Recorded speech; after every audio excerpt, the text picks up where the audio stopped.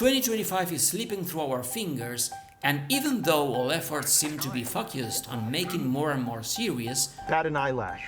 Good morning. we still have some interesting movies left to watch. Why? One battle after another, for example. Because they're not needed. DiCaprio, a former revolutionary, after years away from the struggle, You know, I don't. is forced to return to action to face old enemies in an environment full of political tension, racism, and military violence, which he now finds unfamiliar. Bitch, I felt like Tony Montana! There is a strong consensus that Paul Thomas Anderson is the best director of this planet and others yet to be discovered, and I don't know if that's good for him. The film was not seen at any major festivals, but it will surely be one of the leading films at the Oscars 2026. Viva la revolution! Awards in which many of the films presented at the 2025 Toronto International Film Festival will also be important, such as HAMNET, winner of the People's Choice Award, He will live. Wake Up Dead Man, But what happened that night? A Knives Out Mystery, the third film in the franchise, It's just a murder. And I solved murders. Should die with me. Frankenstein by Guillermo del Toro, No Other Choice, which won the International People's Choice Award, Homebound, Eternity, Have you chosen your eternity? ROOFMAN, You got your passport? The Lost Bus, and the Choral. You fancy it? One here. Here is the link to the TIFF 2025 video with details of all these films and more. So this one Wednesday is like a normal day for the whole school. There are films that we haven't seen at the major festivals, but which have been well received by audiences and critics alike, such as Weapons, in which all of a teacher's students, except one, mysteriously disappear on the same night and at the same time, and no one knows why. Will the resolution of this film live up to the expectations it generates? We'll see. I'm Dennis. Roman. The same question applies to TWINLESS, in which Dennis and Roman, after losing their twin brothers, become friends in a grief support group for twins. But their friendship becomes complicated when a secret about Dennis is revealed, involving Roman's deceased twin brother. Written, directed and produced by James Sweeney, who has nothing to do with Sydney Sweeney, winner of the Sundance Audience Award and the US Dramatic Special Jury Award. Why watch How to Train Your Dragon live action if I have already seen the animated version and both are directed by the same director? Well, it seems that in this version, the cinematic experience, image quality, world recreation, visual and sound effects is superior to the previous one, especially in theaters. But the story is the same. But the experience is superior. But the rating is lower. But the experience is superior, and so on ad infinitum. Director of Top Gun Maverick, who instead of filming planes at top speed, films Formula 1 cars at top speed. Instead of Tom Cruise, he has Brad Pitt in a buddy movie, where the young clashes with the old, the new, the no longer so new, the inexperienced with the expert. It feels very familiar.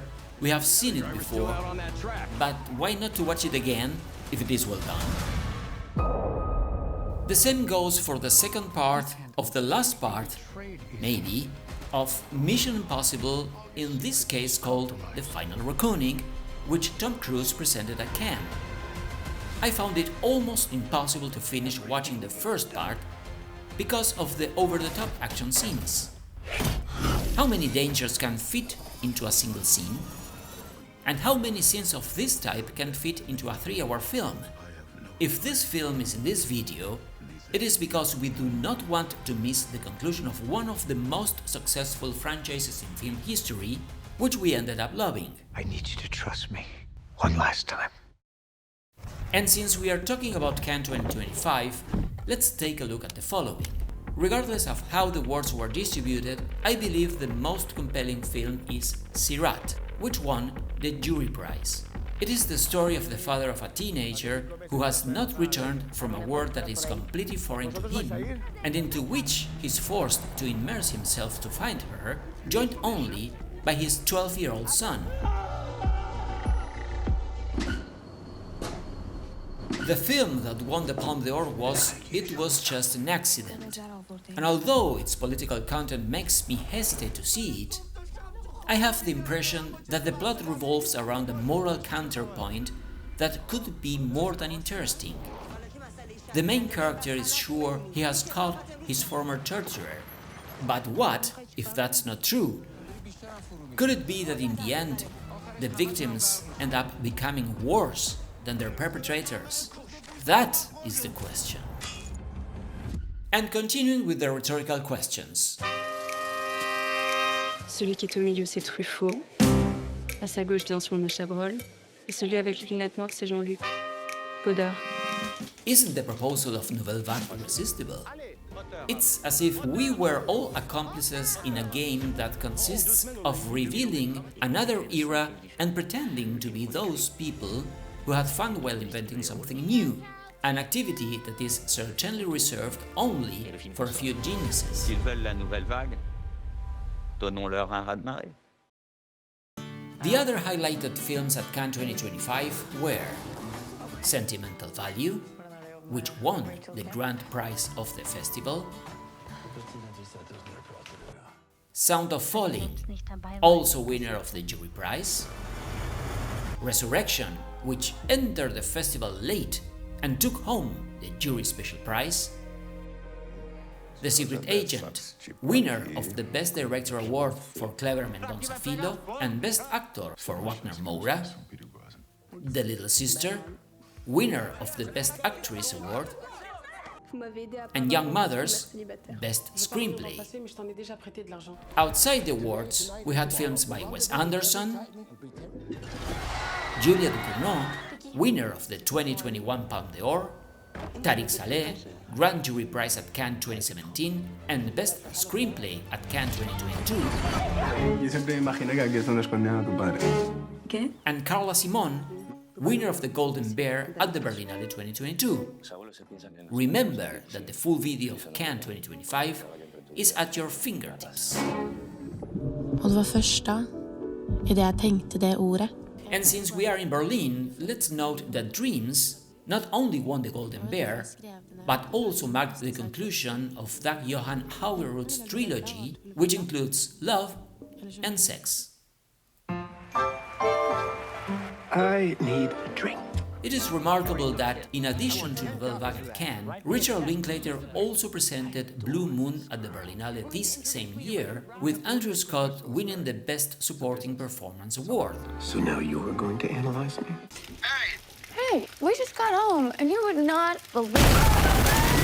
The Best Leading Performance went to If I Had Legs, I'd Kick You, with Rose Byrne as the main reason to see this film. Can you hear me? I would like you to get a good night's sleep.